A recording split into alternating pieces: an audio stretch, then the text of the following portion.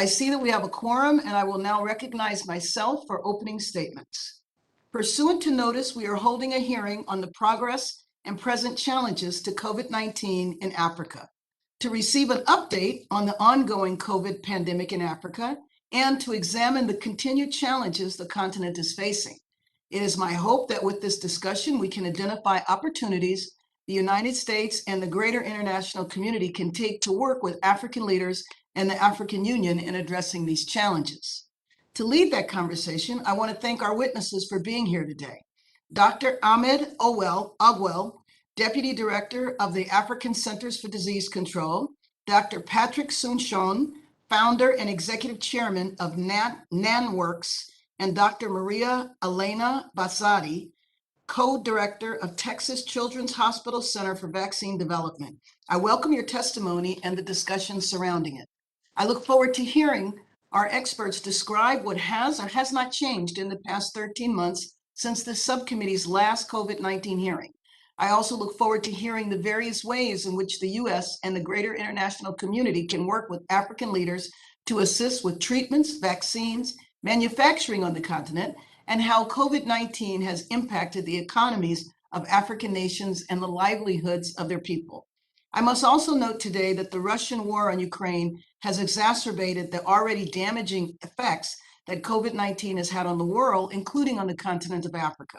Economies that have been suffering due to the pandemic have worsened, national security of all countries have been threatened, and the global food crisis has been dangerously exacerbated. Several African countries rely heavily on Ukrainian imports to feed their populations, so an unnecessary and unjustifiable war, coupled with the ongoing pandemic, is a grave cause for concern. The witnesses might speak to that or might make reference to that if they have such information. For the past 2 years, there have been nearly 8 million COVID cases on the continent, and the disease has taken the lives of over 160,000 Africans. With the most recent wave of the Omicron variant, new variants continuing to emerge, and without a clear end date to this pandemic in sight, it is a priority to get vaccines in the arms of as many Africans as possible.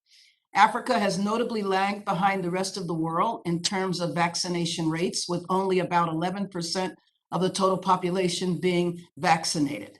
In recent efforts, the Biden administration has surged $250 million of its global vaccine access funding to 11 countries in sub-Saharan Africa based on the burden of COVID-19 on their populations, the capacity of their health system, and their readiness to quickly administer vaccine doses.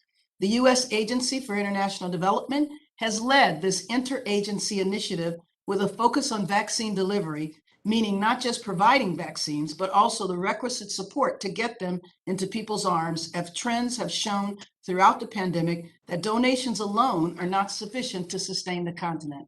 This is why I believe manufacturing on the continent is essential, not only for the current pandemic, but also for future health threats. Currently, only 5 countries have capacity for vaccine production on the continent. One of our witnesses here today, Dr. Patrick Soon-Shiong, has opened a COVID-19 manufacturing plant in South Africa. The steps we are seeing in South Africa are also being taken in other countries on the continent, such as Rwanda. I look forward to hearing about more of those manufacturing plans. Unfortunately, the COVID-19 pandemic caused unemployment, income loss, and pushed tens of millions of Africans into extreme poverty. It was learned in February during this subcommittee's hearing on education that learning losses are likely to have consequences for future educational attainment and lead to challenges in finding employment. And COVID-19 disrupted the learning of 1.6 billion students.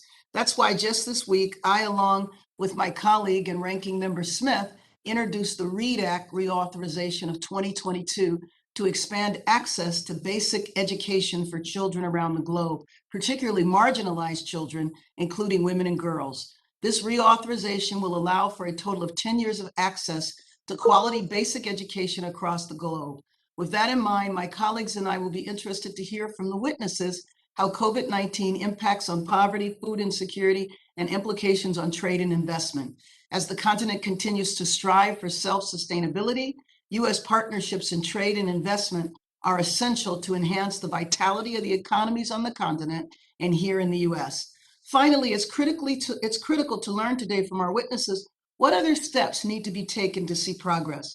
Though vaccine donations remain essential to safeguard health and save lives in the short term, donations must be combined with strategies that include funding and investments in health infrastructure, technology, healthcare professionals to create a self-sustainable continent capable of ending this pandemic in Africa and prepared against future epidemics and health threats.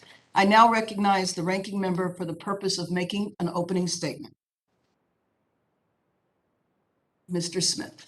Thank you very much, Madam Chair. And I want to especially thank you for convening this important hearing on the challenges and the progress of COVID-19 in Africa and trying to mitigate its terrible consequences. Our hearing underscores the need to recommit to assisting Africa not only in the fight against COVID-19, but also against other looming crises, in particular, and you made mention of it as well, of food insecurity that will undoubtedly be exacerbated by the disruption of the supply chain and wheat shortages due to Vladimir Putin's ongoing barbaric invasion of Ukraine.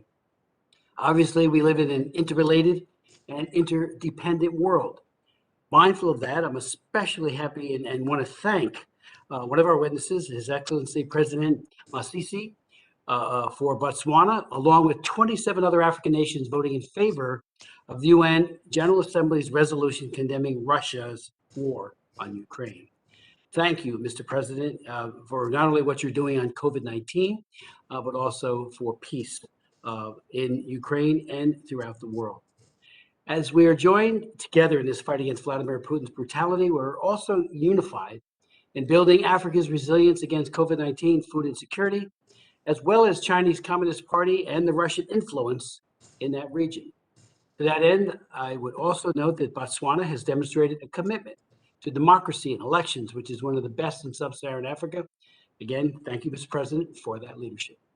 We all know that COVID-19 has hit Africa particularly hard and has pushed tens of millions into extreme poverty, meaning that ground once gained has now been lost in the battle against hunger and poverty, ground that we must make up. Although Africa witnessed fewer cumulative confirmed cases and deaths per capita than other parts of the world, notwithstanding low vaccination rates, we wonder how much of this is due to underreporting. Perhaps sometimes something our witnesses can address at this hearing today. I would also like our witnesses, if they could, to give their frank opinions with regards to Russia and China's vaccine diplomacy and whether it comes with strings attached. Are there concerns as well about the efficacy of those vaccines?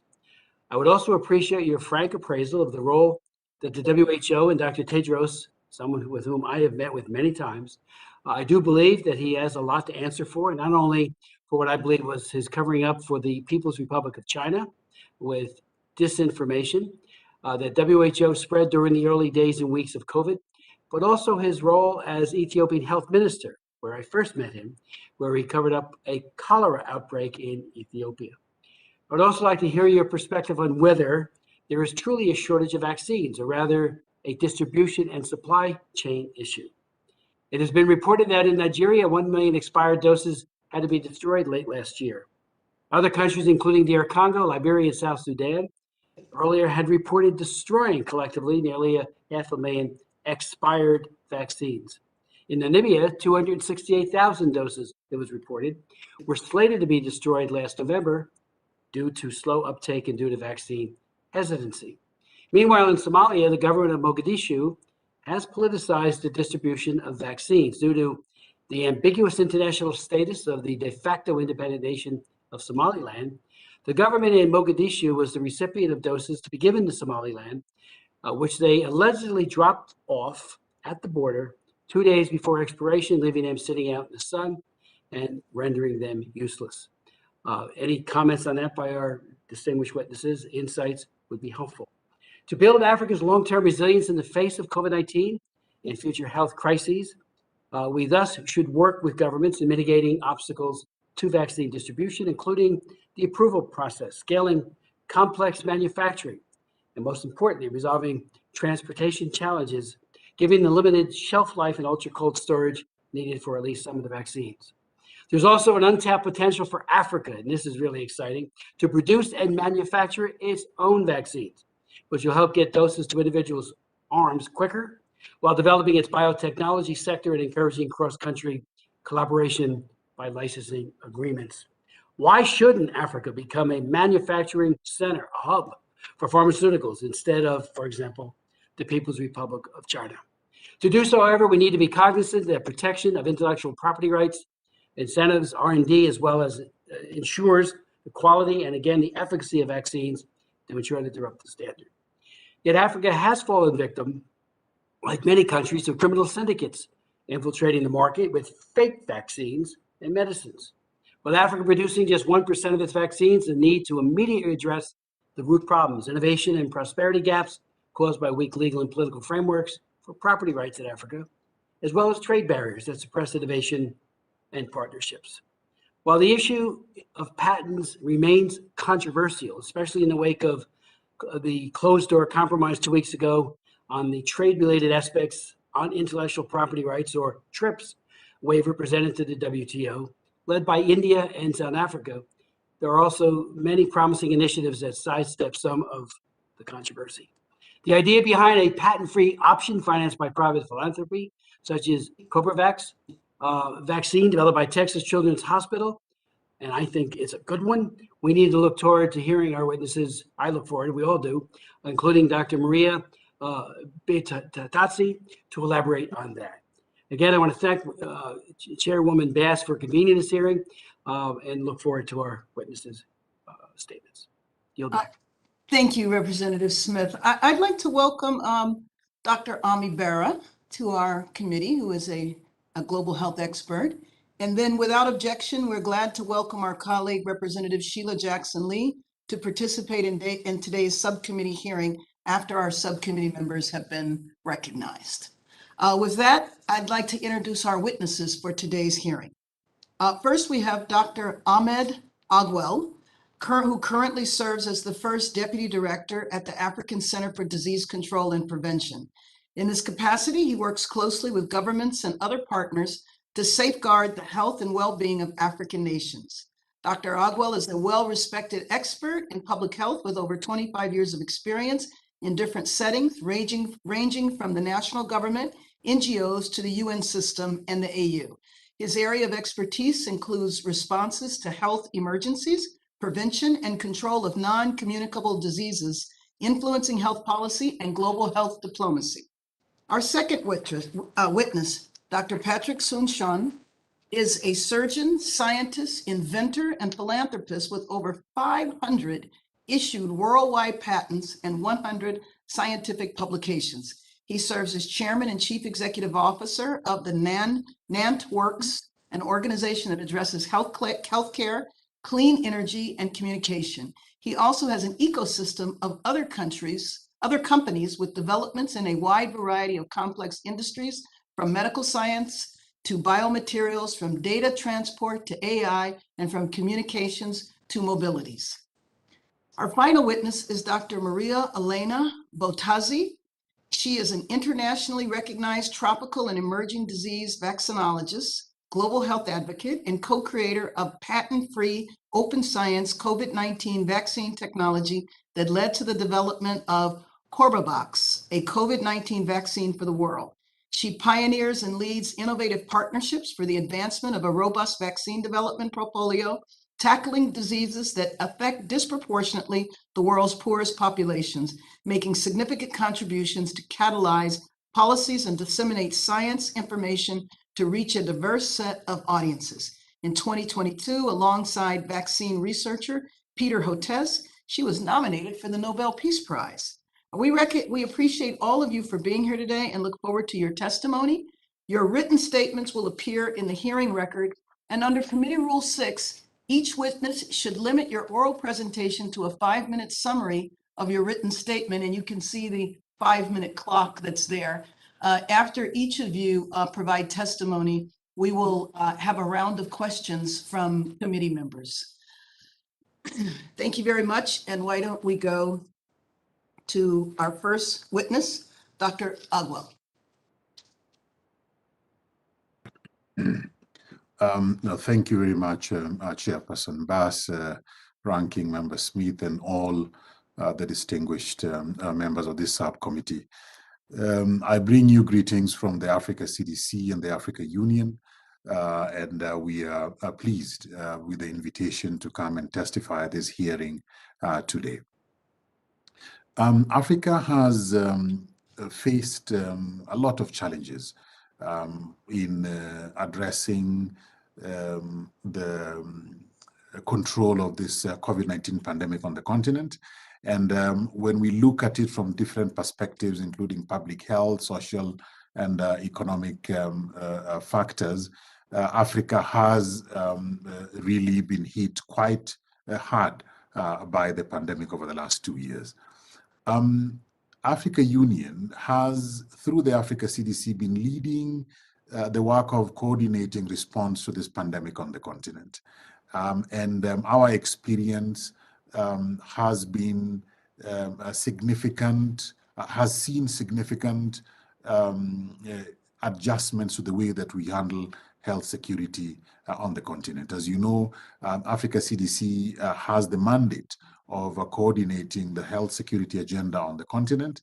And in fact, we see this investment in the Africa CDC by the Africa Union heads of state as one very smart investment indeed.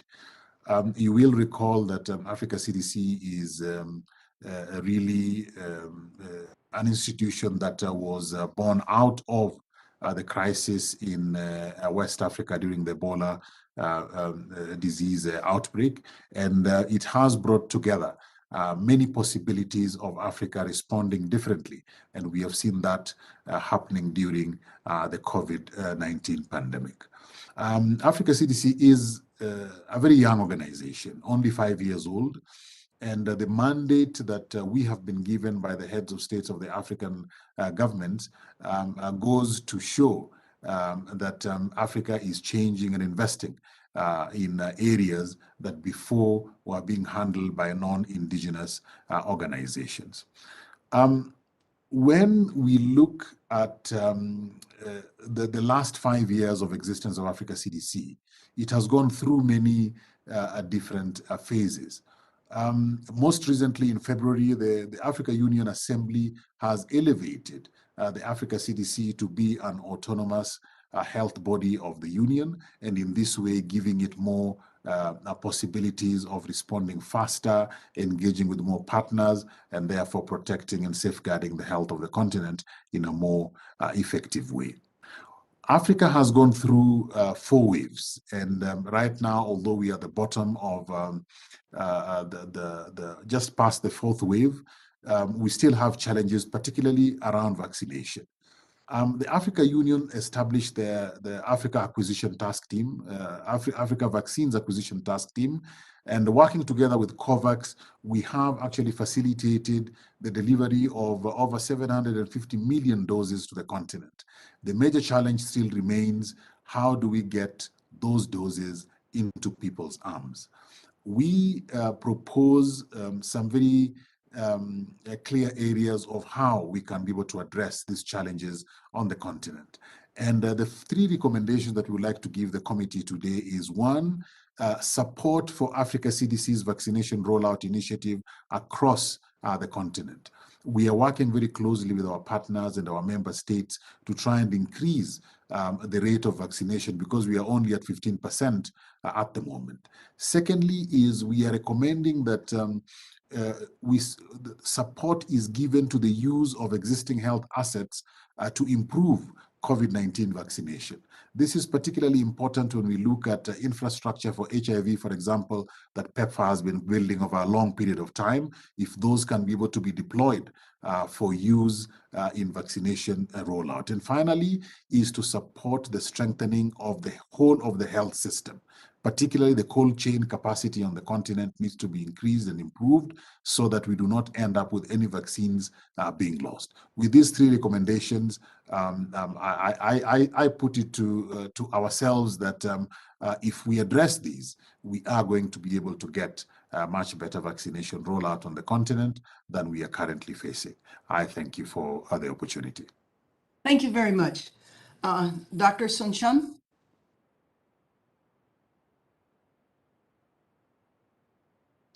I think you are. My name is muted. Oh, there you go. Sorry. So thank you for inviting me today. I'm a surgeon scientist and devoted my career to cancer and infectious diseases. And I was born in South Africa, which gives me a unique perspective of the unmet needs of Africa. In 1997, I launched an injectable pharmaceutical company in the United States called American Pharmaceutical Partners. And by 2017, we were manufacturing 1 million vials a day of key injectable products. Our company was one of the only major remaining safe supply of a blood thinner called heparin during the heparin crisis. And this highlighted for me the urgent need for our nation to establish a manufacturing biological capacity for national and global preparedness and readiness for pandemics such as COVID. As has been said, we're not safe until we're all safe. The coronavirus we're facing today is not influenza, as some would like us to believe. Unlike flu, this virus enters into our body through a receptor in our blood vessels. Since it uses a receptor in blood vessel, it reaches any organ of the body, including the lungs, the heart, the brain, and even the pancreas. So my concern is the long-term consequences of a COVID infection, even asymptomatic.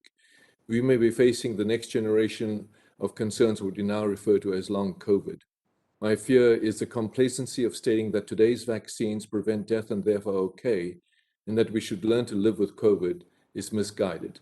Already we are seeing young people with stroke, with cardiac disease, and even with a higher chance of diabetes. Unless we kill this virus, once it enters the cell and reduces its load and prevent transmission, we may be faced with large increases of heart disease, neurological disease, and diabetes, all devastating to the population, to the healthcare systems. So why does this pandemic rage on 2 years in? Largely because we've not heeded the warnings that it would be inevitable and expected that the virus would mutate and that merely short-lived antibody-based vaccines as it's been developed to date would become ineffective against these mutations. Rapid mutational change in COVID has now been seen, as we all predicted, especially in patients who are immunosuppressed with HIV and TB, where mutations will thrive. In Africa, we have an estimated 25 million people living with HIV and 2.5 million with TB, providing a fertile environment for viral mutations. With each new variant, we face with efficacy questions. Protection is declining rapidly over months, not years. The question that remains open, therefore, is it viable to subject the population to 4 shots of an antibody-based vaccine, especially in Africa, where cold chain issues exist and logistics or even getting a single vaccine is a problem? Could multiple boosts of a vaccine with declining efficacy and questionable potential protect against variants against which a virus can easily mutate be the answer? Well, this necessitates then the development of a durable, broad-acting pan-vaccine that offers protection against all coronaviruses of today and tomorrow, and is even more vital for Africa. I cannot emphasize more strongly to the committee the need for us to generate a second-generation vaccine that drives T cells, which will kill the virus so that it does not propagate in our body and spread. The need to develop a universal COVID vaccine protecting against infection regardless of variants generated against the spike protein. So utilizing our own resources, and unfortunately without any federal support, we have attempted since the COVID outbreak to develop this durable second-generation vaccine and bring self-reliance in Africa to reduce the risk for all. Firstly, we've developed second-generation vaccines across multiple platforms, some now in phase 3 clinical trials, that has the potential to be delivered at room temperature and thus avoid the cold chain issues. Secondly, we've built manufacturing plants in the United States, in South Africa, and in Botswana to enable self-reliance and build human capital in Africa. I think the opportunity for our country to export know-how and knowledge transfer as diplomatic foreign policy is critically important. Thirdly, we have initiated the process of enhancing the regulatory authorities' capabilities in sub-Saharan Africa and are collaborating with regulatory authorities to support education and improving the standards there. And finally, we have acquired a large manufacturing facility in the state of New York, bringing our vaccine capability to 1 billion doses a year, and thus helping to establish a national preparedness for the nation for a universal COVID vaccine and to be ready with large-scale biological capacity for the inevitable next pandemic. So in closing, Madam Chair, I propose 3 solutions which sorely need support. 1, the development of a second-generation, universal, durable COVID-19 vaccine. 2, the establishment of state-of-the-art biomanufacturing capacity in Africa, but with quality standards matching the FDA. And 3, the support for a national preparedness program that addresses a universal COVID vaccine that is durable, can be stored at room temperature, and can be rapidly deployed to face any viral challenge facing the nation and the world. I thank you for this opportunity to present today, and we'd be happy to answer any questions. Thank you very much. And our final witness is Dr. Maria Elena Bottazzi. Chair Bass, Ranking Member Smith, and distinguished members of the subcommittee, thank you for the invitation to testify today. I'm honored. As you know, from my testimony, I am co-director of Texas Children's Hospital Center for Vaccine Development, Associate Dean and Professor of the National School of Tropical Medicine at Baylor College of Medicine. Our academic and children's hospital-based Center for Vaccine Development has a 20-year track record leading and advancing vaccines for poverty-related, neglected tropical and emerging infectious diseases of pandemic importance. The scientists in our center create and make vaccines right in our laboratories in Houston, Texas. We transfer our knowledge and vaccines with a philosophy that ensures open science, the removal of barriers such as intellectual property protections, and with transparent communications to help incentivize, build, and strengthen the capacity for vaccine development locally and with foreign nations. In doing so, we guide and influence policy and advocacy through vaccine diplomacy, bridging national and international cooperation and partnerships, achieving vaccine equity and access, leading to self-reliance, solidarity, prosperity, and peace. Our model vaccine development works. We are the first center to develop a safe, effective, and affordable COVID-19 vaccine technology suitable for global access. There are 5 principles we use: a technology that can be produced at large scales, easy to learn, and adaptable as the vaccine needs change. A known technology by many vaccine manufacturers, including those in middle-income countries, with an existing workforce, infrastructure, and a supply chain ecosystem. A technology with long shelf life and easy cold chain requirements for storage and distribution, affordability due to economies of scale, and prior track record of safety and efficacy, facilitating the regulatory review and approval and leading to increased consumer confidence. The conventional recombinant protein technology using microbial fermentation in yeast checks all these 5 boxes.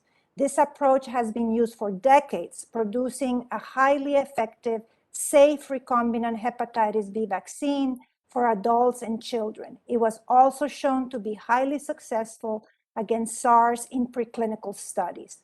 We were able to accelerate the development of our yeast protein vaccine technology by leveraging a decade of research developing SARS and MERS vaccines, relying on transparent and high-performing partnerships, and with nimble funding, almost exclusively from private philanthropies based in Texas, New York, and elsewhere. Corbevax, developed in partnership with India-based Biological E, has now received emergency authorization in India and in Botswana. Its production capacity exceeds 140 million vaccine doses per month, and both governments combined committed to purchase 400 million doses to date. In less than 2 weeks after deployment, more than 16 million doses of Corbevax have reached the arms of kids 12 to 14 years of age. In parallel, our technology, which has no patents, is advancing as a halal vaccine in Indonesia and Bangladesh. Yeast technology is vegan and contains no animal-derived products or human cell lines. Importantly, our partnership with Immunity Bio, NANT, and Botswana is contributing to the establishment of vaccine production capacity in Africa, setting the precedent of a scalable blueprint for vaccine development and distribution in the continent. Corbevax has the capacity to fill the access gaps created by the more expensive vaccine technologies. rapidly reach the countries in Africa with less than 20% of vaccinated populations. In clinical trials, it showed superior effectiveness greater than 90%, including variants of concerns, with responses that are persistent against B and T cells, and therefore is ideal for a vaccination strategy to expand access in children as a booster or second generation and sustain the need of surplus doses.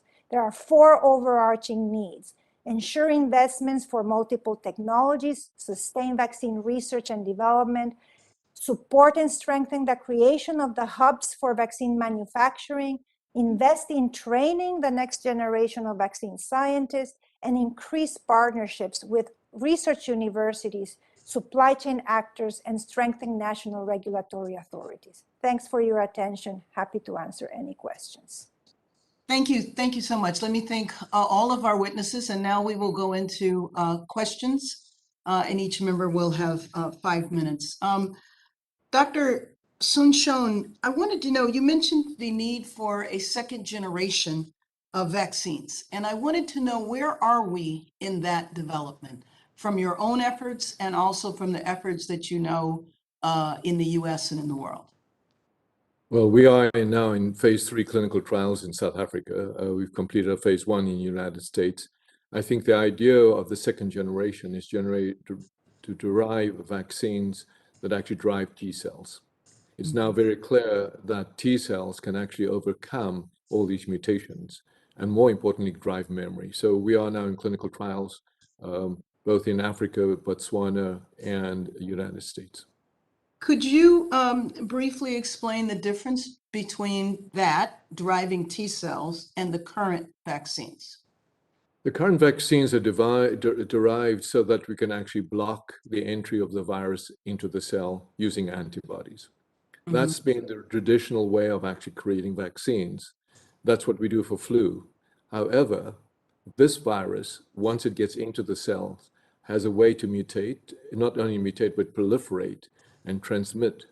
So unless you can kill the cell that is infected, so you prevent propagation of this virus and prevent transmission, the only way to do that is with a T cell.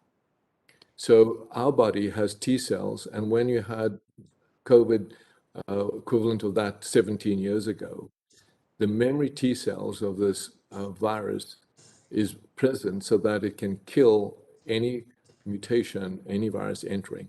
So it's a very big difference when you drive a vaccine that can kill the factory versus just block the entry. And that's a big difference. That's a very clear description. And so what contribution, if any, does the US government contribute to this research? Is the only place it's taking, is the only place that this research is happening is South Africa? Unfortunately, we've not been a recipient of any of the support. I've supported IDRI, which is now called AHI. We were developing a self-amplifying RNA. We're developing an adeno, and we're developing, as you heard, the subunit protein with Baylor. By actually taking these 3 platforms, and you can mix and match, you have a mitigation of supply chain. You can actually derive now durable responses, and you can actually have room temperature. So we've taken the approach that this was necessary despite the absence of support, and we've gone where we think it's needed, which is in Africa, and we've built capacity and self-reliance in South Africa as well as in Botswana. But I've also built manufacturing capacity in the United States. We built in Los Angeles, Chicago, Colorado, and now in New York. We've taken over a 400,000 square feet manufacturing facility so we could have 1 million doses available. I think national preparedness for this virus, as well as the next pandemic, is so critical for the nation. Wonderful, thank you. I would like for you to, not at this time, but maybe on a second round, if you could quantify what support from the US would look like. And Dr. Ogwell, I wanted to ask you that as well, because you gave in your 3 recommendations, you talked about support for the CDC, the African CDC, support for access, and I wanted to know specifically what kind of support. What specifically? I mean, obviously dollars, but I'm talking about in terms of where or what. Right. Thank you. Thank you for the question. In as far as supporting the vaccination rollout is concerned, there are three big buckets of activities that right now we are focusing on, which are open for partnership. One is ensuring that there is a system of getting the vaccines from the port of entry to the vaccination centers, wherever it is they are in whichever country.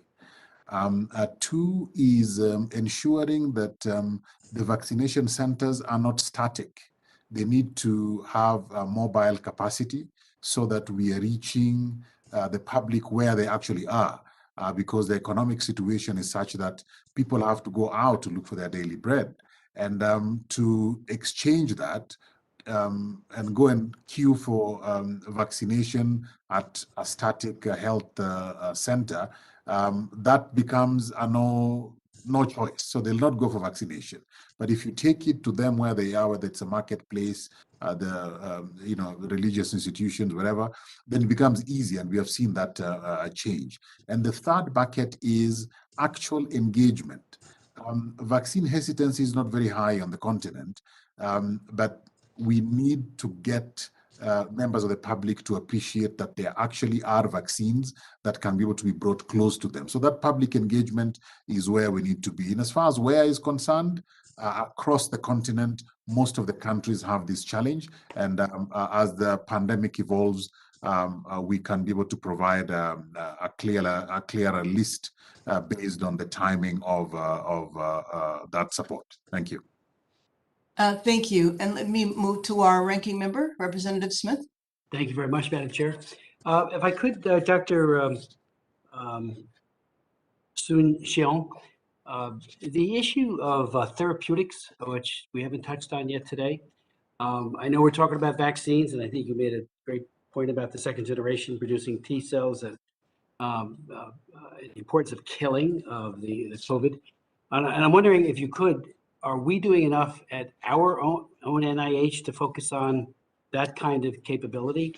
Secondly, on the whole idea of long haul COVID, there are a number of long haul COVID centers in my district that have reached out because, there's a growing recognition that, these people who even had mild symptoms and can get very sick. Matter of fact, there was a study from the University of Washington that said that long haul COVID afflicts almost 1 in 3 people who contract the coronavirus and does not seem to discriminate based on a patient's age or prior health. So this secondary effect that is somewhat underappreciated, if you could speak to that. I mean, in my own state, district, Central State and Freehold has a center for the treatment of long haul COVID, as does the Robert Wood Johnson. So if you could speak to that as to how patients in Africa are being addressed when it comes to this other shoe dropping. And then if you could finally speak to briefly the efficacy of the Chinese and the Russian vaccines. Have they performed well? And I do have other questions, but I would like to get to those first. Thank you. I think the first question about long haul COVID has been underappreciated. I think we really should be concerned about that. And the whole idea is, I believe this is because of the viral load. What's happening with this virus? It actually, because it enters through the blood vessels, it causes inflammation at the blood vessels. So now you have myocarditis and heart attacks, young people. You now have strokes. I have young people a colleague is 44 years old, had a stroke. You have people with high incidence of diabetes. So this is unlike any other virus. It has the capacity almost to act like cancer, where when it gets into you, it actually has a way to immunosuppress your body. So it is critical that now we take a different strategy of not having just an antibody-based vaccine that covers the outer part of the virus called spike. There's an inner part of the virus called nucleic capsid, the inner side of the virus that allows it to replicate. And for some reason, we're the only organization, or one or maybe few, going after both the outer spike and the inner nucleic capsid. So all of the vaccines, including in China, including in Russia, including the United States, have gone after the spike vaccine to try and block it because that's the general, regular, dogmatic way of going after vaccines. But if you treat cancer and you treat this kind of virus, you need to generate a different kind of strategy, and that's what we've been doing. With regard to support from the NIH and even BARDA, Chairman Bass asked us the real direct question. One of the tragedies is we were way into clinical trials prior to COVID for cancer without vaccine, as well as then when COVID hit, we reverted. The DPAS letter, which apparently only went to people that received funds from BARDA, we were denied. So our supply chain dried up. We had no access to simple things like bags, media, to this very day. So we had to ration between our cancer program and the COVID program, which drove us then to find ways to create mitigation of supply chain strategy. And that was the blessing where we had recombinant protein as from Texas, and we developed the sRNA and as well as our adenoviruses. The other question I think you asked, I'm sorry, I forget if the other question. Well, it really was whether or not about therapeutics, but above all about whether or not the CDC and especially NIH were cooperating with, your vision, which seems to have been somewhat bypassed. Yeah, I think with all due respect, we've tried. We've gone to BARDA, NIH, and made multiple presentations, and I think even during the warp speed era, our pleas were not answered. Opportunity. Thank you so much for that leadership, and I hope Chairwoman Bass and I can further take that vision because you make excellent points, and now it's being borne out with this long haul COVID. That I know many people who are suffering exactly what you just talked about, strokes that you would have never expected among young people, and they're in my district, and they got to be in Africa as well that we probably don't know enough about. So thank you so much, Doc. Really appreciate it. Thank you. Representative Vera. Great, thank you, Chairwoman. I have the privilege of being a doctor as well as someone who has spent a lot of time thinking about pandemics. Certainly was in Africa post Ebola and Sierra Leone, and chaired the first hearing on COVID-19, or at that time we didn't have the novel coronavirus back in February of 2020. Now it seems we're losing track of time, and Dr. Bottazzi also had the pleasure in March of 2020 having your colleague Peter Hotez as one of our witnesses in a committee I chaired. At that time, when we were learning about this, many of us were very concerned that what we were seeing in New York when the virus got to Africa would be devastating. Given, I think, as Dr. Soon-Shiong already pointed out, the comorbidities of tuberculosis, HIV, et cetera. And we didn't quite see it play out the way we thought it might. And I guess I would ask the panelists, and I was reading a New York Times article last week, I think, that was looking at Sierra Leone, and I was in Sierra Leone in West Africa a month ago, and it's not that COVID wasn't there, because when you look at serologic studies and antibody studies at the population level, a lot of the population is showing antibodies, but it doesn't seem as though the number of fatalities were what we would have expected epidemiologically. And I would just be curious if any of the panelists has any thoughts on that. Is it just that people are dying, but they're just not being taken to hospitals given the healthcare system in Africa, or is it something else that we should be thinking about studying? Is there something unique? Dr. Bottazzi, if you want to. Thank you very much, Congressman.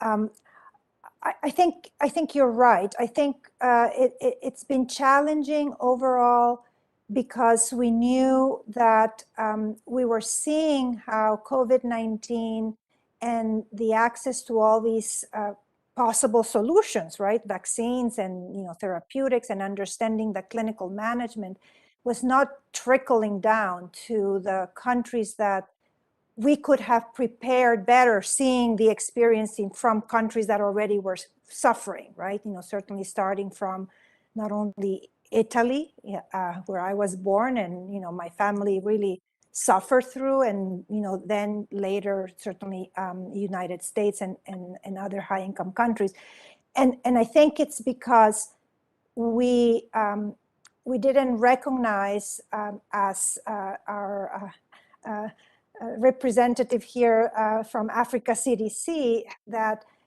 we have to continuously strengthen the health systems, and certainly enable that not only there's an access to when these solutions arrive to those countries can be deployed, but that we can empower them, because the capability is there. We can empower them to produce them in their own way. Thank you. Yeah, no, and I obviously, again, from an epidemiological perspective, lots of theories. Younger population that still got infected but didn't suffer the mortality that older populations, as in Italy or in New York City and across the United States. Dr. Yes, please. So maybe I just sort of react to the science behind some of the immunology of patients in Africa. It's interesting what we've now discovered. There's a thing called cross-reactive T cells, meaning that if you had previous infections, even of coronaviruses, you may have T cells that actually recognize this COVID and actually ablate them. The other thing is that the patients in Africa have BCG vaccinations from TB. There's now evidence that BCG in its own right generates these cross-reactive protectivity. So it's still unproven science, but what's interesting is what's becoming very clear is that there's a cross-reactivity of T cells that can protect. And maybe that can account for some of the difference in death rates in Africa. Certainly that was something, the BCG argument. I've talked to folks at UCSF and others, because there was a case to be made. We didn't see it early on in India and in countries where you have folks with high rates of BCG, and then in places like Italy or the United States where we don't use BCG, that there's speculation there. And on the cross immunity piece, again, early on, we would have expected to see high rates in Japan, where you have an older population, et cetera, which has never really panned out. So I do think it bears more research to understand this virus, and from an epidemiological perspective. Dr. Soon-Shiong has laid out a novel approach that just from my medical background, makes some sense. As another virologist and someone who's an expert in vaccine development, I'd ask your thoughts on the approach. Sorry, Congressman, are you asking me that question? I was going to ask your colleague from Dr. Bottazzi to give your opinion on the novel approach to go after the nucleotides as well as the spike protein. So we also are firm believers, like Dr. Soon-Shiong mentioned, that you really have to tackle this immunologically from many aspects. In our case, which we focus, of course, on recombinant protein technologies, we address this through formulation science, right? Through what do you pair the vaccine protein antigen with? And we've seen now from work that we have done, not only with Dr. Soon-Shiong, but also with our partners from AHI or IDRI, that toll-like receptors from the class of agonists of TLR4, TLR7/8, TLR9s really complement really well with very conventional adjuvants such as aluminum. And then by doing also these strategies of prime boosting and primary immunization and then boosting, like what we're doing again with Dr. Soon-Shiong, which is bringing RNA with protein, viral vectors with protein, those are the strategies that probably will really accelerate as well as bring solutions. And again, we don't know what works in what situation based on what microbe we're dealing with. So we need to be able to be very flexible and really adapt and use the technologies in a way where rapidly you can collaborate and fold in different scientific tools to be able to address what works well and in what moment in time during a given emergency or pandemic. Thank you. Thank you, Representative Issa. Oh, I'm sorry, Dr. Bear, but we'll come back in another round. I was yielding back. Thank you. Oh, okay. Representative Issa. You're muted.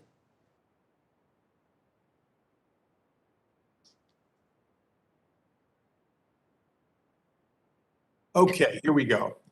Dr. Bottazzi, your organization, your boss actually, has commented that the CDC and Operation Warp Speed could care less about the work that you're doing, and that's why you've had to go and get all of your funding from philanthropy. Is that an accurate statement from what I understand, or characterization? So we thank you so much, Congressman Issa. We have engaged in conversations with multiple stakeholders in the U.S. government, the White House COVID Task Force, the State Department, USAID, even the Development Finance Corporation, certainly NIH, BARDA, you name it. Very generally supportive, always telling us how we're doing wonderful work. But the reality is that it really hasn't led to any substantial financial support for our center. In parallel, we've seen that the Quad Summit have been quite supportive of Biological E. So I think that it is really how we have been given the opportunity of raising the visibility that a lot of the work that enabled a vaccine such as Corbevax really started in Houston and in Texas and in the United States. And I think that it really should be, an honor, of course, of highlighting that we are really contributing to also, the work that, can come and close the gap overseas and globally. And I appreciate that. One question I have, what was the total philanthropy dollars that it took to develop this vaccine? Do you have a number? Yes, thank you for your question. And we were actually reviewing those numbers the other day. And for the COVID-19 program, we received approximately $5 million in philanthropy, direct philanthropy, and then maybe a couple, $2-3 million more, so a total of $8 million in grants, but that came from philanthropic foundation organizations. A small bridging fund we got from the National Institute of Health, approximately $500,000. So I don't want to call this an indictment on NIH, but you developed a lot for very little money. And as other committees are reviewing those organizations, perhaps this is a good piece to transfer from this committee to the committees that have to look at whether or not NIH stands for not invented here, or whether CDC was really giving a fair allocation of massive resources that Congress gave them. Do you have any intellectual property protection on this vaccine? Have you applied for patents? No, Congressman, we have not. It really came from a philosophy of the fact that we've been working on neglected diseases for 20 years, and we want to remove barriers. The fact that we use a technology that it's, to be quite honest, relatively generic, right? Even though we do create these seed banks and this genetic engineer that does have intellectual property because our scientists are the creators, we prefer to not patent it because our mission is to really then share our knowledge and enable others to be able to learn from it. Now, if we're going to see this vaccine used more broadly outside of India, it's going to require both the WHO and other organizations to test it. Who is funding the testing of that? And is there anything we should be doing to expedite that? Yes, very good question. And in fact, when I was mentioning of how much our vaccine center was able to fundraise, we also agreed amongst our partners that we would delink the way that how the vaccine program would move forward. So for example, BioE did not have to fund us, nor we had to, of course, fund them. But each of us had that ownership or accountability. And BioE, fortunately for the Quad Summit, they did receive some help from the US government, but they also had to tap into other global sources and their own country and their own internal monies.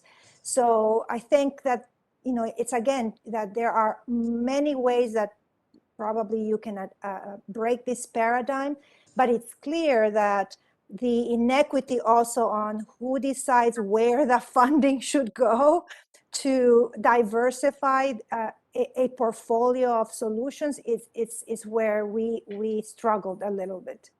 Well, I want to thank you for the work you've done, because most of Africa has had to put up with Sputnik and other untested, comparatively, and questionable vaccines. So the fact that there's one that has American confidence behind it is welcome. And Madam Chair, I appreciate this hearing and yield back.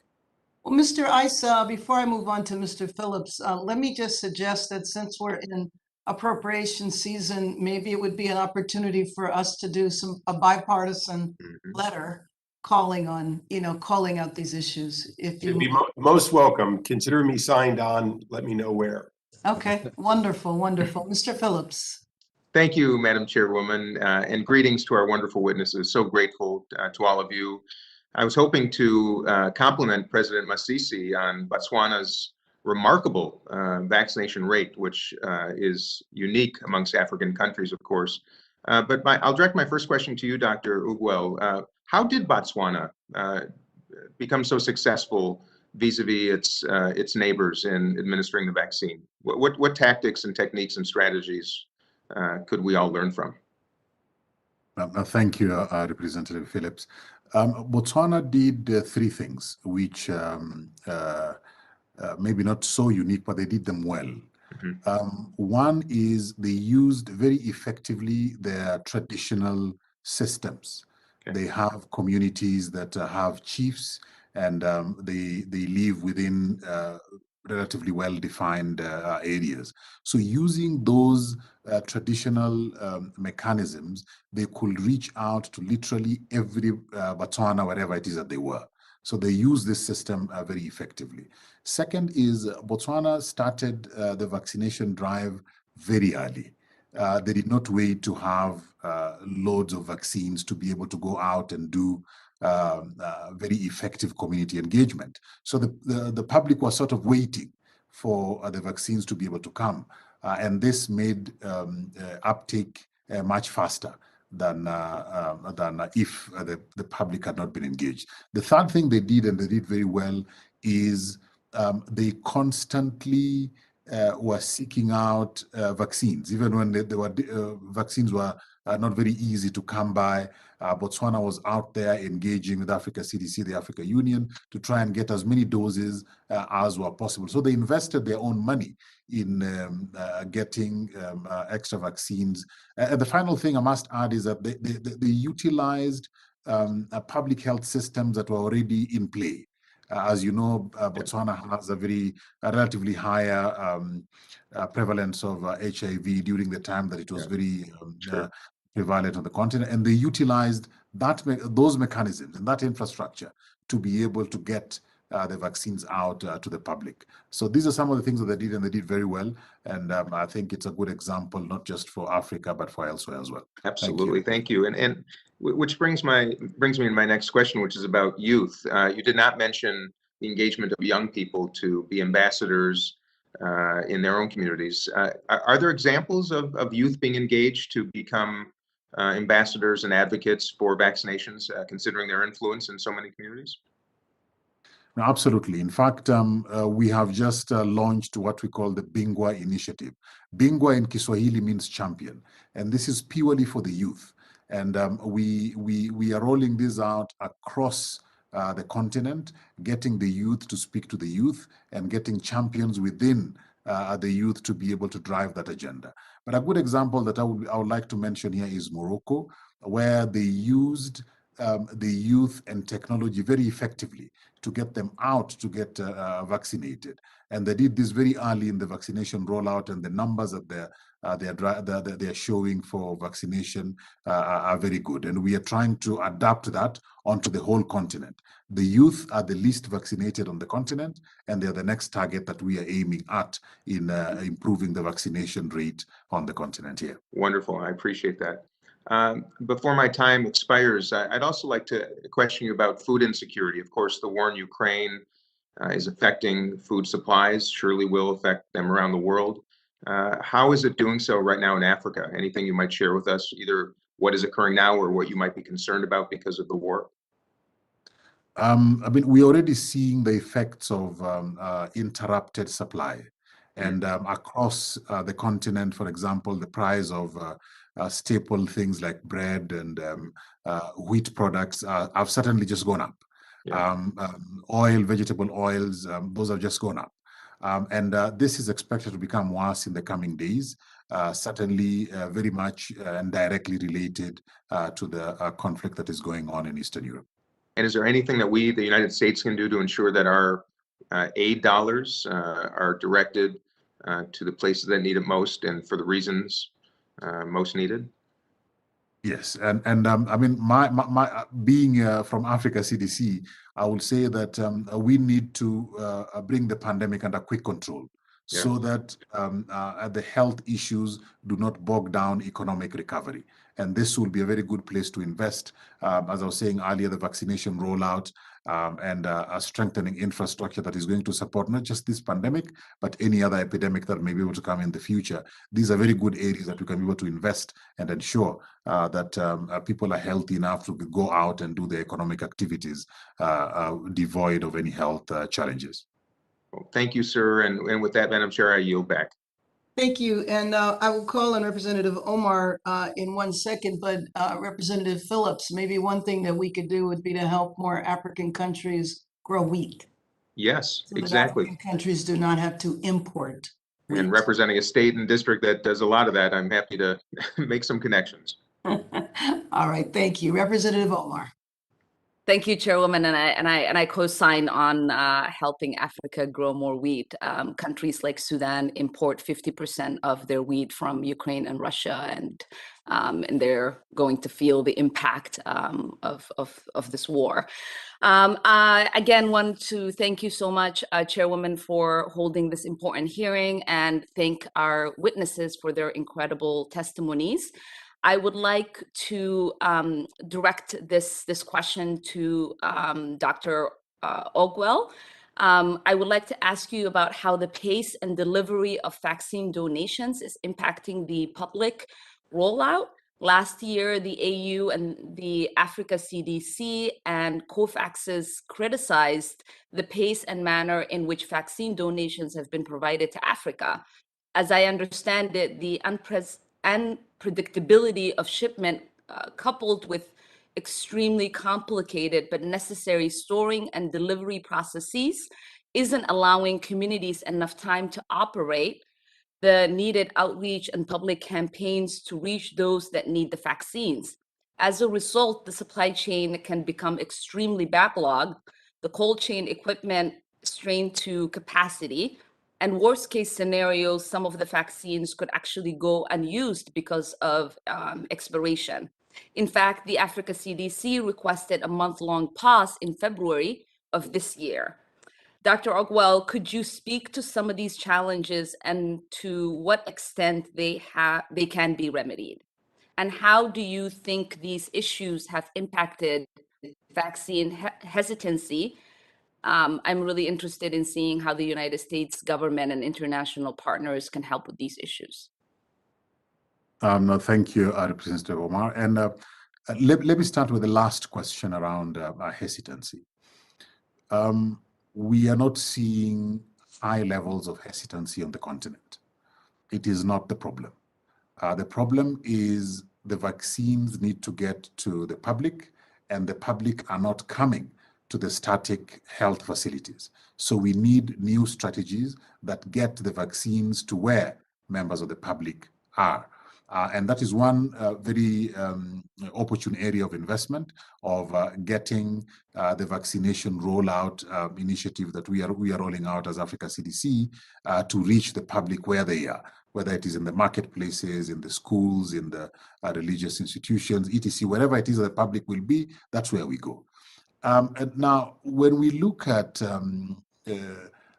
acquisition of vaccines during this period when vaccines have been available, right from the beginning, sometime in the middle of last year, when we were really urging availability of vaccines early on the continent, it was difficult to come across those. And unfortunately, we saw a situation where by the end of the year, last year, we were still getting trickles of vaccines. Now, the flood came early this year, where now we are getting donations, and where we were going to purchase the vaccines, they're becoming more available. And the system of absorbing those vaccines are not strong on the continent. So you end up with a situation where you have donations coming in, the vaccines that African countries had purchased are coming in, and at the same time, the system is not absorbing enough. So you end up with a lot of idle capacity in as far as vaccines are concerned. So what we need to do, and what we are working very hard as Africa CDC to do, is one, to encourage a pause in the donations, because we need the vaccines, but we don't need them now. We need them later on, probably in the second quarter of the year, because of fixing the vaccination rollout capacity. We are not saying don't donate, we are saying donate it a bit later so that we fix what we have already. Right. And if we do that, then we can be able to ensure that we reach members of the public where they are. We get the information of to the members of the public that the vaccines are still safe and they're still useful, and also we get those who've been vaccinated to get boosted. So we see the investment area is the one of vaccination rollout and strengthening health systems, so that any future vaccines that will come will also be able to easily get to the public. Thank you. Yeah, I recently learned about the Kitengela, the national vaccine depot in Kenya, which operates a very complex cold storage facility and delivers vaccines to people across 9 counties. Yet during the rainy season, one road leading to the depot is often washed out, shutting down these critical and crucial efforts. And when I was just in Liberia, the CDC director there was talking about some of these infrastructure challenges. And I know that we can't have a comprehensive discussion about these issues without talking about some of the infrastructure challenges that exist. What are some that you have noticed, and ways that we can help some of these African countries address their infrastructure issues? Two that are very much related to vaccination rollout are, one, the cold chain system. We have very good cold chain facilities in the capitals when the vaccines arrive, but then getting the vaccines to a storage facility outside into the rural areas becomes a challenge. So it means that small doses, small numbers of doses are being sent to the rural areas, and that means people have to queue to get the small doses, while the facility in the capital is having a lot of doses. So fixing that cold chain is extremely valuable and a good area of investment. Second is ensuring that we can be able to get the communities to understand the importance of vaccination within their own contexts. A lot of the messages that we are having now are really very broad and addressed at relatively well-educated populations. But if you get the community health workers to be out in the communities engaging with members of the public, then they will be able to transmit that message in their own local context, using their own cultural idioms and imagery. And that will be able to encourage more people to get out and get vaccinated. So these are the two very ready areas for partnership and investment that can be able to increase vaccination rollout very rapidly. Let me add one thing that Let me when we look at move on to one other person, but we'll come back around, okay? that's fine. 'Cause we're past time. Thank you, Representative- Chairwoman. Sure, absolutely. Representative Jacobs? Well, thank you, Madam Chair. Dr. Ogwell, I'd actually like to follow up on some of the questions from my colleague, Congresswoman Omar. I know that she talked about a lot of the challenges related to vaccine distribution and delivery, and one of the starkest issues being supplies and logistics. And you just spoke about the logistical and supply challenges different countries have faced, but I was wondering if you could talk about the flip side. Can you speak to the infrastructure and cold chain systems some countries have built over the past 2 years? Representative Omar mentioned Kenya, who has made remarkable progress in training its health workers in vaccine storage equipment and cold chain systems. So which countries have been able to do this, and what do those countries need to make sure they can make the best use of the infrastructure they've spent 2 years building? Thank you, Representative Jacobs. And I'll give three countries. I mean, many more have done a lot, but the three stand out. One is Uganda, second is Zambia, and third is Rwanda. They have utilized the existing infrastructure for different public health and primary health care programs that they have in the country and upgraded them with a cold chain infrastructure that has enabled vaccines to be able to reach the rural areas. And the result has been a jump in the percentage of vaccination. Uganda, for example, was in the 6-7%, but right now it is above 25. So the utilization of existing infrastructure, revamping it, has resulted in the cold chain in these three countries really going up in a very fast way. So a very easy way of trying to get the cold chain system up and running will be to check what is already in existence, because we already have immunization programs in each and every country. It is just that now they are not being used, they are lying idle while we are trying to fix a new system for COVID-19. We need to use infrastructure that we already have, and that has been shown in these three countries that I've given an example of. Well, thank you very much. Dr. Soon-Shiong, I want to talk a little about the Corbavax vaccine. Obviously, if this can be widely manufactured and distributed among low-income countries and across the African continent, it would be transformational, as I think we've heard you talk about today. But which countries do you expect would be prepared to take this new vaccine on, and what would that timeline look like? Well, first of all, thank you for the question. The answer is every country could take this on, including our country. And what has happened, as you heard, in terms of who is funding the trials, I think the question Congressman Isa asked, we are funding the trials, actually. And so not only the Corbavax vaccine, which is the RBD plus an adjuvant, we're funding the next generation Corbavax vaccine, where the adjuvant is actually from 3M, which is a better adjuvant even. So not only are we funding those trials, we actually have already built GMP manufacturing in the United States, and soon you'll have full GMP manufacturing in Botswana and also in South Africa. So the ability to actually create this is not only very real, but let me just speak, however, to this whole conversation that's been happening in the last 30 minutes about the cold chain.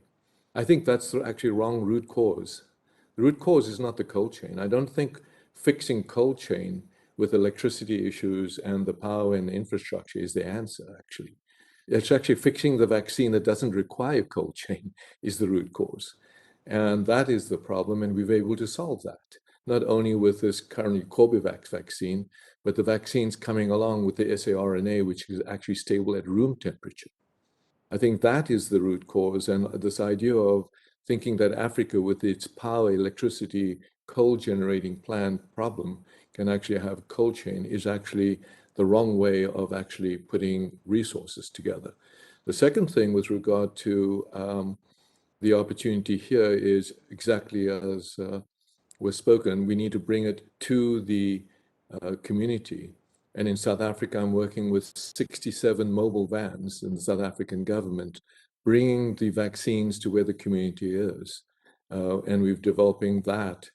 The third thing with regard to the food insecurity is not just the food insecurity, but water. So I'm already working with South Africa, developing actually ways of actually getting water from the atmosphere to actually generate the water. So these are what I call root solutions to root causes. And I think what I'm concerned about is we look in the wrong direction. The vaccine should be T-cell based vaccines, not antibody-based vaccines. The vaccine should be room temperature-based vaccines, not minus 80 degrees vaccines. And then in regard to the food insecurity, we need water. So these are the things that we're developing, and I'm pleased to say the reason we brought Pula Covovax to Botswana, President Masisi asked me to be his health advisor, and one of the things we brought to Botswana was not only the manufacturing, but working with Biological E and Texas Health and Peter Hotez and Maria. We developed this program, and now the next generation of this RBD will be using a 3M product, and again, now manufactured fully in Botswana. So all of these products are fully manufacturable in Africa, for Africa, by Africans, and then gives themselves self-reliance. Thank you so much. Madam Chair, I yield back. Thank you, Representative Jacobs. Now let me invite Representative Jackson Lee.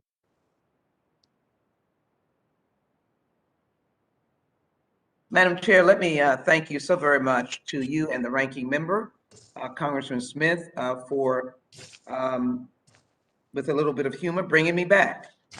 You're always welcomed here. I am warmed by the work of this committee and have great respect for your work and you. And as you well know, we have done this over the years, and I'm glad to now, after the pandemic, join you on a very, very important issue. Let me acknowledge all of the witnesses that are here, and particularly welcome Dr. Bottazzi, who is the co-director of the Baylor Children's Hospital dealing with vaccine technology. And I'd like just to put a little bit on the record that facility is very, very unique because it has dealt with poverty-related neglected tropical diseases, which find themselves both on the continent in Africa and other developing communities. The diseases are such as hookworm, and now this team has created a low-cost vegan vaccine, effective COVID-19 vaccine for low-income countries. And so Dr. Bottazzi's partner, as I understand it, is Dr. Hotez, who I've worked with for many, many years. And this has been something that he has spearheaded, joined by Dr. Bottazzi, and they are now in India, and it is produced by Biological E, where it is known as Corbovax. And Corbovax now has been given to more than 15 million children and adolescents in India for its first 2 weeks of a rollout campaign. And now the leadership of Botswana plans are underway for 100 million doses. And the hope is more than 1 billion doses will be made to address global vaccine inequity. I wanted the committee to know that, and I wanted to acknowledge Dr. Bottazzi for her presence here. She and Dr. Peter Hotez make a very powerful team. I had the privilege of meeting the president of Botswana in Houston as he was being introduced to this unique vaccine, which there is a commitment to produce it in Botswana. And I think it can be one of the first steps among many to deal with this issue. So let me ask Dr. Ahmed Ogwell your view of vaccines being produced on the continent and the importance of being able to have access in any number of countries to treat and to vaccine Africans with the produced vaccine already there. No, thank you, Representative Jackson Lee. Local production of vaccines, indeed, any other health product that we need in emergency response, is a very high priority for the African continent.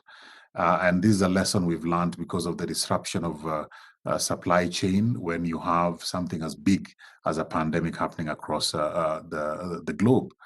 Our local production is an ambition that we have made into action. And as you've heard, there are many countries that are now in the process of setting up facilities to produce vaccines on the continent, because right now we only have 1% being produced. We import 99%. Our ambition is that by 2040, we'll be manufacturing 60% on the continent and importing only a maximum of 40%. So the local production will ensure that we can be able to have vaccines and other products more easily available because it is within the continent. If anything is happening elsewhere in the world, it does not disrupt that supply chain.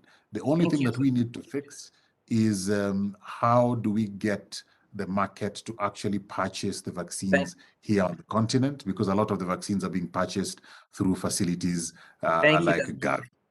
Thank you so very much. Let me quickly ask Dr. Bottazzi and Dr. Soon-Shiong, if I pronounce the last name right, are your vaccines mutually exclusive, or do they find a way of complementing each other? One blocking, as I understand, attacking the T cell, if I understand, and the other one blocking. Dr. Bottazzi?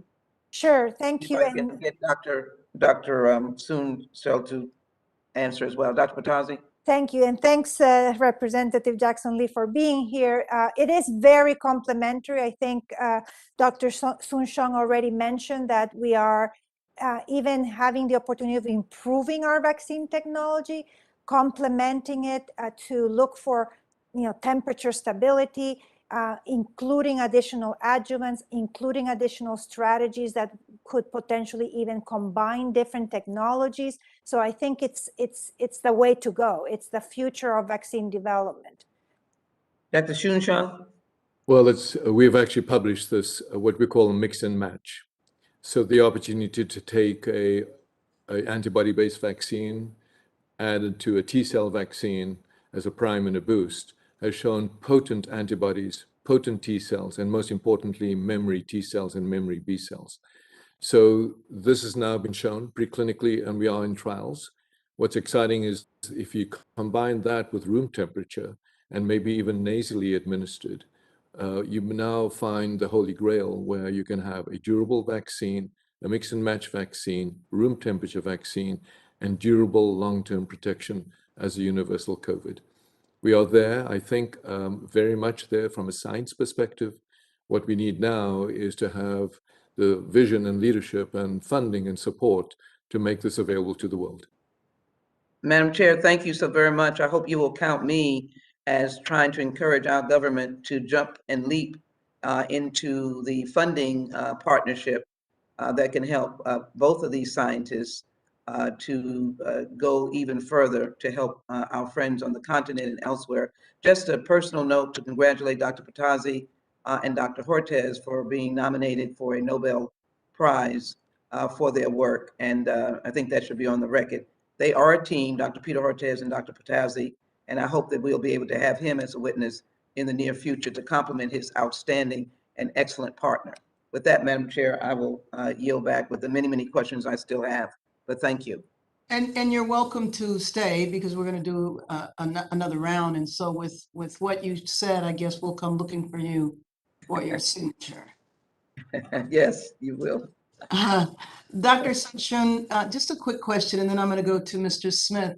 If an individual has had 4 shots, which I guess we're on our 4th shot now, of Pfizer or Moderna,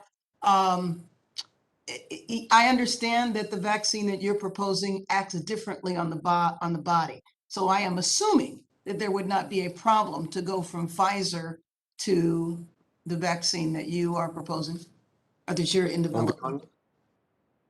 Thank you, Madam Chair. On the contrary, frankly, we've actually looked at the blood of patients or subjects or healthy volunteers that received just the current approved vaccines and looked at the T cell, what you call T cells in the blood. There's a test called the ELISpot, we find very little T cells. When we've looked then at subjects who received both the Pfizer and our vaccine, we see not only the antibodies, but we see potent T cells. And potent T cells to both the outside of the virus as well as the inside of the virus, they're called the nucleic capsid. What is exciting is that that portion of the virus on the innards of the virus doesn't mutate, because if it does mutate, it can't replicate. So by having T cells as well as antibodies, and what we call this mix and match opportunity of a prime and boost, we really can now answer maybe long-term durable protection rather than having 4 shots of an antibody vaccine that continues to wane and really almost chasing your tail with the variant. So yes, the answer is the combination of a boost is a reality. Thank you. Mr. Smith. Thank you very much, Madam Chair. You know, the idea of a monopoly of thought by whether it be CDC or NIH often precludes wonderful ideas like what you're talking about, Dr. Soon-Shiong, and I find that to be very disturbing. You know, over the course of my career, I've been in Congress 42 years. The first amendment I offered in Congress with Tom Daschle was to make Agent Orange and its contaminant, poison, service connection disable so that people could receive compensation and some help. It failed because there was a consensus at DOD and IOM and elsewhere that it was not causing the deleterious effects in veterans that we said. 10 years later, it was all accepted. I offered the Persian Gulf illness bill, and we were being told it was just anxiety that was producing these symptoms. So my bill did become law.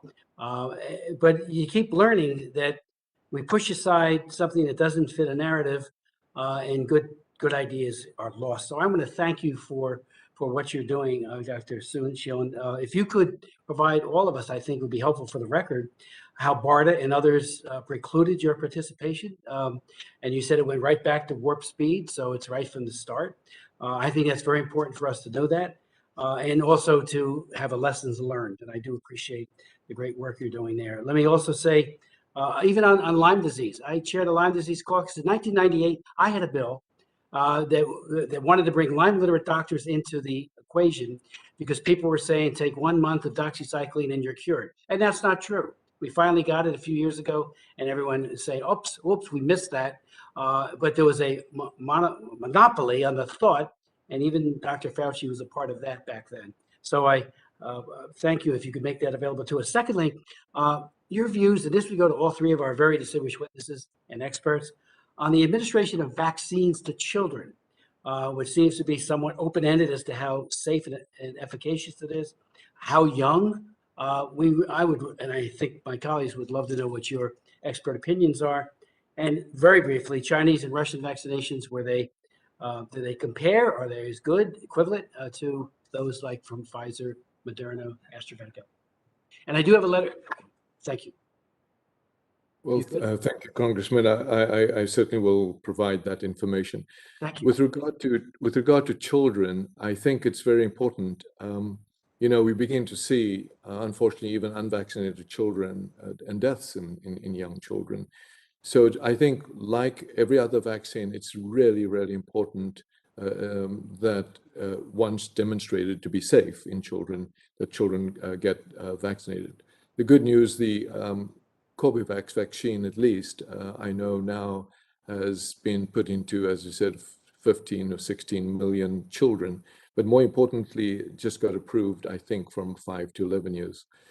With regard to the Chinese vaccines and the Russian vaccines, the Sputnik vaccine, unfortunately, there's very little publication to really, for me to, as a scientist, to give you definitive. I hear the hearsay is, unfortunately, it's less effective because one, it's first generation, what we call adenovirus, which you and I have antibodies against the first generation adenovirus. And then secondly, it is again, the spike vaccine against the antibodies that wane.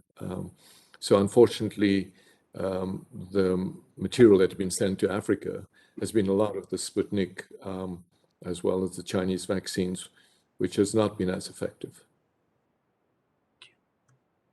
Would the other experts, witnesses like to answer? Or weigh in? Vaccines for children and the efficacy of the Russian and Chinese? If possible, Congressman, I can comment just to expand on what Dr. Soon-Shiong mentioned about Corbevax, that indeed we know biological E, it is advancing with studies from 5 years of age and above. We, of course, behind the scenes have seen the data. I think the regulators are doing their final review in India to extend then the authorization, which I think is wonderful news because it will, of course, also benefit that age range of population. Indeed, they are going to be evaluating even below the 5 year of age. I think it's also important to recognize that we can look at the below the 5 year of age to evaluate their safety. And I think I concur with Dr. Soon-Shiong that, as scientists, we don't have a lot of data with regards to the other vaccines, but it's clearly that we're seeing based on how Omicron has taken over, how reinfections and infections are going on in areas where we know primarily we're being vaccinated with these whole inactivated vaccines, that clearly vaccines such as Corbevax and other strategies have to come in and rescue them as certainly boosters, and ideally to also confer more durable and long-term protection, both as Dr. Soon-Shiong mentioned in the not only humoral antibody, but also cellular responses. Thank you. Thank you so much. Dr. Ogwell? Okay, how about I move on? Okay. Okay, Mr. Chair, Dr. Barra. Right. Thank you, Madam Chairwoman. Dr. Bottazzi, for the Corbevax, what price point, what is the cost to produce? Thank you for that question. So we, based on certainly ourselves experience of seeing how much hepatitis B vaccines cost around the world, and because of the type of supply chain and components that recombinant protein vaccines have, they usually range below the $2 per dose. Now we know that biological E, which of course, established those price points with their own governments and on the basis of their negotiations, have now also shown that Corbevax in India is less than $2 per dose. So I think that it's something that is very aligned to the platform that it uses. We possibly could go even lower, but as you know, adjuvants, especially new proprietary adjuvants, may be the ones that are increasing the cost. But for the most part, all the components are not only widely available, the cost of production uses reagents that are usually very affordable. And that's inherently in the way that we design the technology to ensure that we minimize by using very standard industries procedures that we know that they would have access, therefore reducing the cost of the cost of goods. Is in your clinical trial data, what was the efficacy and obviously the safety profile was good in terms of efficacy? Yes, so I can speak for what now we know. There's a couple of publications that Biological E has already uploaded in the medRxiv while they're being peer reviewed. But the clinical strategy that they did ultimately ended up in a phase 3 trial as a superiority trial comparing Corbevax with Covishield. Covishield is the AstraZeneca vaccine produced in India, and it showed superiority, so it met the superiority standards, and it based on the correlates of protection that Moderna and Pfizer uses with regards to neutralizing antibodies. It showed greater than 90% efficacy against the original Wuhan virus, but more than 80% protection against alpha, beta, and delta. And now we know also behind the scenes that it's still holding up pretty nicely against Omicron. And I think Dr. Soon-Shiong can attest to that because he's seen some of this data. The great news is that it also was superior in safety.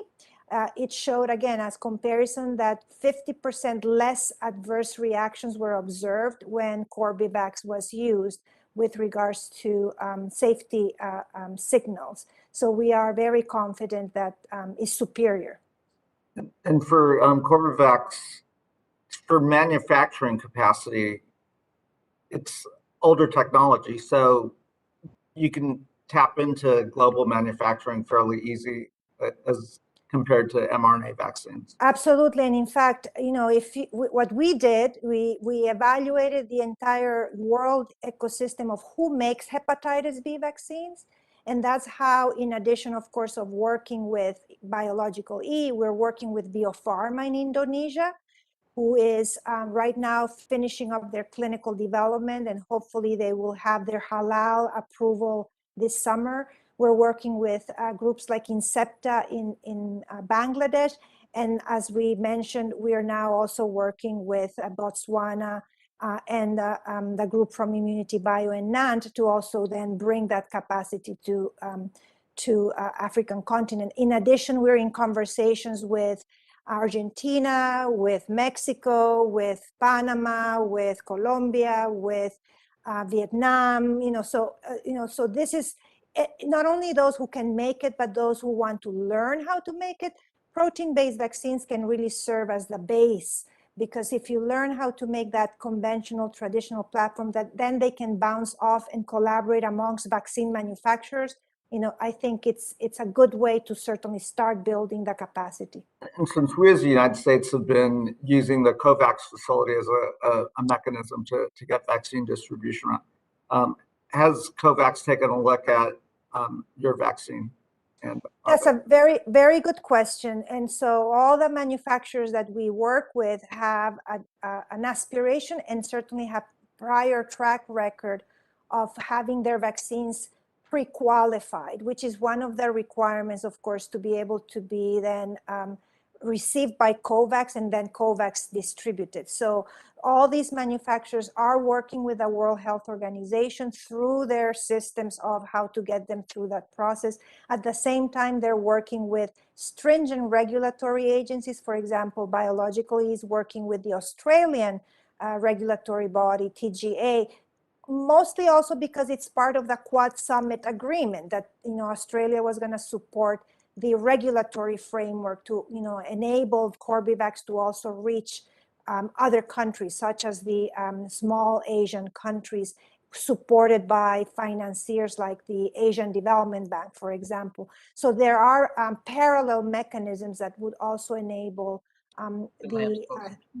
the quality stamp so that it can be much better received by not only the end consumer, but certainly the countries that are aspiring to receive the vaccine. Madam Chairwoman, thank you for indulging. If I can ask one last question. Go right ahead. Given that it's, let's say, at a $2 price point, and I'm guessing Pfizer is at the mRNA vaccines are at about a $20 price point in purchasing. I believe, based on what I've seen in the UNICEF tracker, that is approximately, you're correct. So and if efficacy is very similar, and we as the stewards of the American taxpayer are to make a decision on how we can purchase and ramp up as much as possible, and it would be very difficult for other countries to quickly stand up mRNA production facilities because they'll be starting from scratch.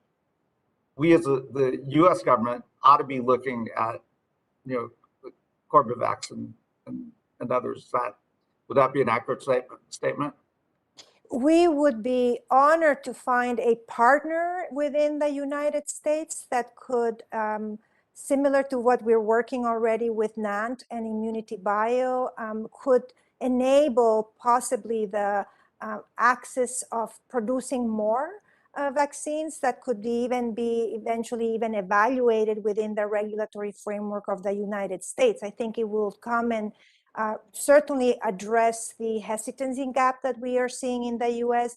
It may increase the access, especially for pediatric vaccinations, and give an option also for booster strategies within not only the US, but maybe even other countries like Canada or even European countries that may find a value of bringing an alternative technology. We just need to, of course, not only, our priority, Congressman, is low middle income countries, right? That we need to bridge that gap. That's ultimate, essential, because if we want to really block this virus to continue mutating.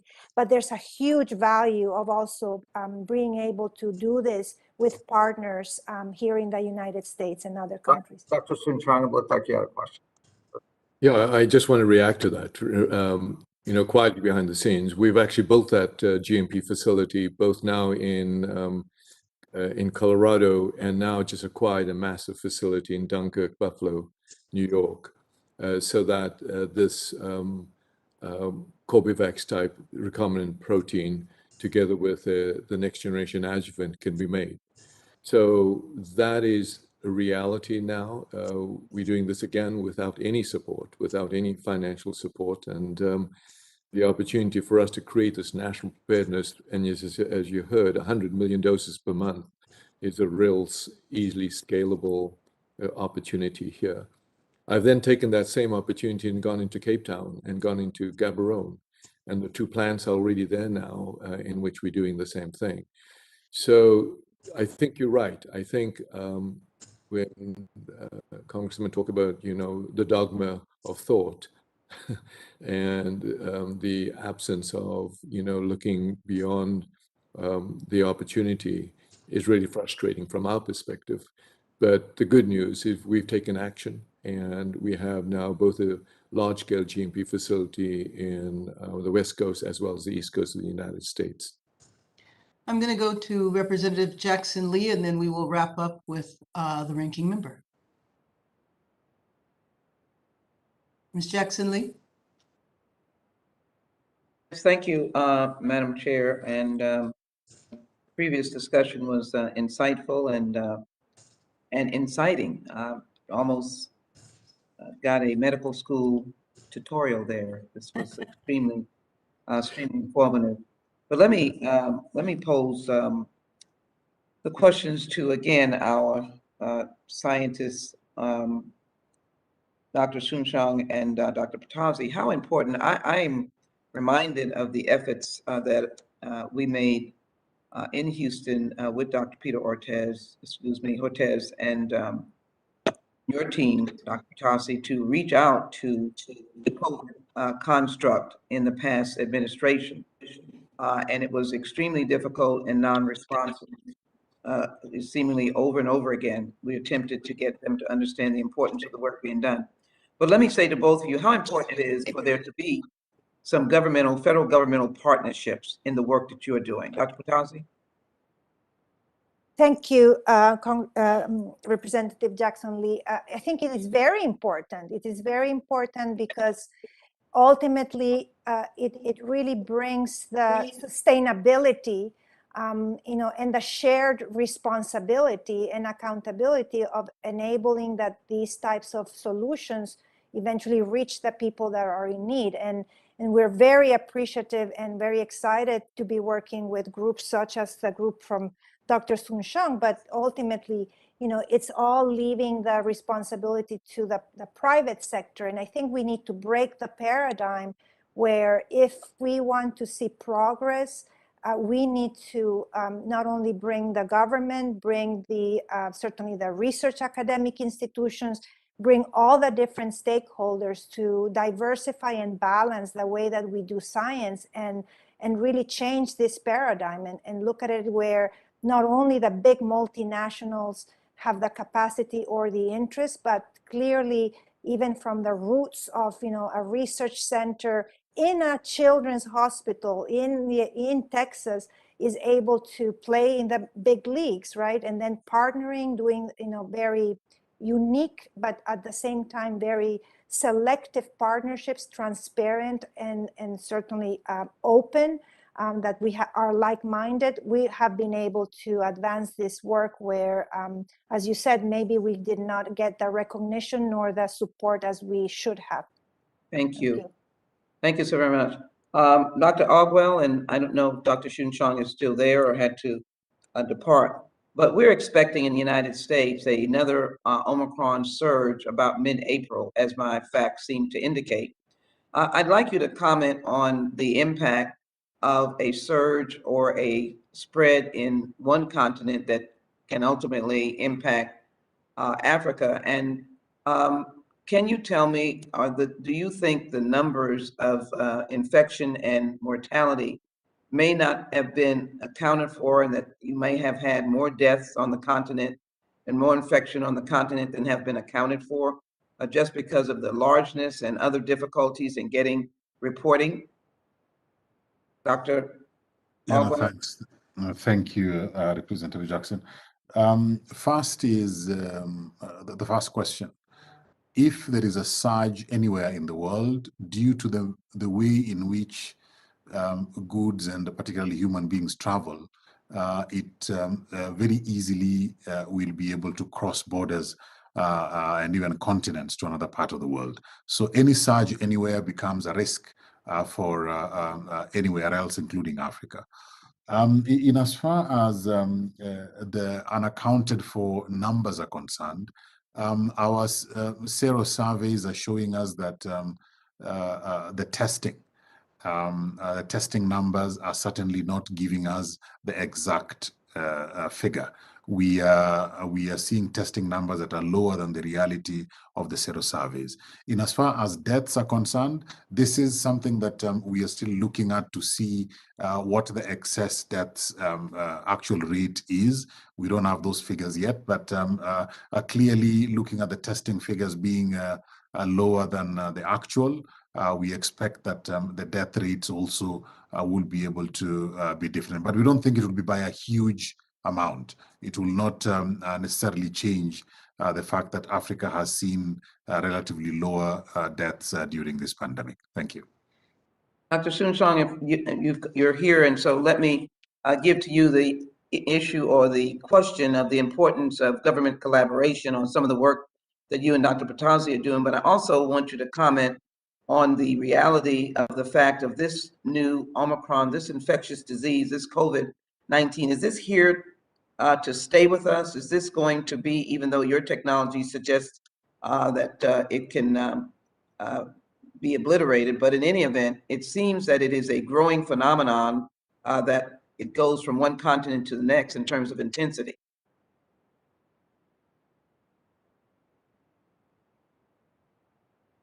Doctor? Sorry, I think I lost connection for a second. Did you hear my question? Sorry, go ahead. Sorry, I just lost connection for a second. If you could repeat the question. No problem, with the chairwoman's indulgence. I asked the question, the importance of governmental collaboration between your work and, of course, Dr. Bottazzi's work. I know the difficulty we had in the last administration to get any attention on some of these research approaches, but the importance of that. And then can you give us an assessment about Omicron's seemingly long-lasting ability to thrive and grow? You do have research that suggests you have an approach to that, but it does seem to reinvent itself because we are expecting a surge of Omicron here in the United States, which obviously will impact the rest of the world. Thank you, Congresswoman. It's a really important question with regard to the importance of the government participation. We suffered from the absence of that because, frankly, it's a catch-22. Without any support, we were then denied access to the thing called the D-Pass. Without the D-Pass, we couldn't even get supplies, even if we paid for it ourselves. So yes, it's really critical for both of us to have government support and participation. With regard to the Omicron, it's really very real. The Omicron B2 now is what's very scary is if the recombination of what we call the Delta together with Omicron, on the one hand, you get an increase in infectivity, the other hand, you get increase diving into the lungs and increase toxicity. So very much like AIDS, I worry that this virus then will hide. And again, very much like with AIDS, unless you have a T cell, again, it sounds like a broken record. We in our body have two cells, one called the natural killer cell, the other one called a T cell, that we were born with, God-given protection against viruses and infection. if we can activate those, educate those, which is exactly the strategy we've taken for cancer as well as for COVID and HIV, we have a way to actually rid our bodies of this virus rather than it hiding. So yes, both those are important questions, and my level of frustration is I think there are scientific answers to this problem. Let's hope we've given you a glimmer of hope. Again, let me express my appreciation to all the witnesses and the chair for, this is a vital hearing, and I think we can't move soon enough on our letters and maybe an approach to the administration that I know is very eager to do what is right with their COVID-19 task force, to see some of this brilliant work that is being done. Maybe we can move that aspect as well, Madam Chair, in terms of their interface with government collaboration and support as we face what it looks to be a long journey with COVID, with Omicron, with the Delta variant, and something that we need to get in front of. Thank you so very much. Absolutely. And let me just mention that although President Masisi was not able to be with us, I would like to, without objection, include into the record his testimony and make sure that all of the witnesses have his testimony as well.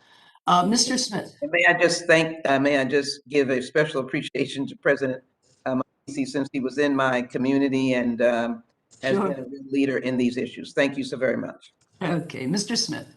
Thank you very much, Madam Chair, and thank you for another great hearing. I think this was very insightful, gives us items to work on and to expand. And, you know, I would just say to Dr. Bottazzi that thank you for your tremendous work. You know, I've had Dr. Hotez at 2 of my hearings previously on neglected tropical diseases. When I read his book, I actually read it twice, it just blew me away with his expertise, but also the incidence, the prevalence of worms and everything else, you know, all the neglected tropical diseases that are out there. And Karen and I actually authored a law. We tried to get it passed through the normal route. We couldn't do it through whatever reason, Senate. But we added it to a must-pass bill, and it is now law to further expand efforts on neglected tropical diseases. But it was all inspired by Dr. Hotez, so I do thank him for that. And again, I would like unanimous consent, ask unanimous consent to the letter to President Biden, signed by 14 members of the Texas delegation, asking that the CobraVax be looked at. It, you know, it points out 300 of that vaccine have been purchased by the Indian government, pre-purchased, and I would ask it to be a part of the record. But again, thank you, Karen. Thank you, Madam Chair, for another great hearing. Yield back.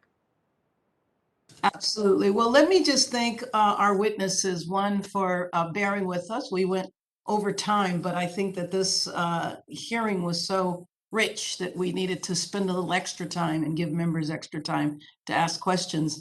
But we will follow up with you because you've raised several points, and I think you've provided a little bit of a roadmap for us. And so we'll follow up with each of you to get your specific recommendations quantified a bit more. So with this, I would like to call the hearing adjourned.